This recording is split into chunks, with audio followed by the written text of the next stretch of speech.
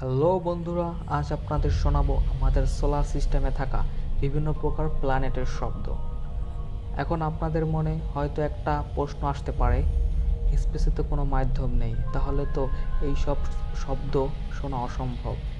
তাহলে শুনুন বন্ধুরা, আধুনিক বিজ্ঞান ও বর্তমান বিভিন্ন প্রকার অ্যাডভান্স টেকনোলজির সাহায্যে মহাকাশে থাকা বিভিন্ন প্রকার ইলেকট্রোম্যাগনেটিক ওয়েভসকে মেকানিক্যাল ওয়েভসে কনভার্ট করে, এবং যার ফলে আমরা ইউনিভার্সে বিভিন্ন প্রকার শব্দ শুনতে পারি।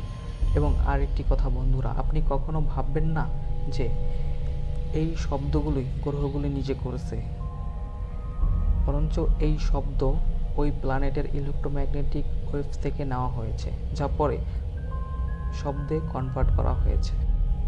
আর কথা না বাড়িয়ে শুরু করা যাক আজকের ভিডিওটি।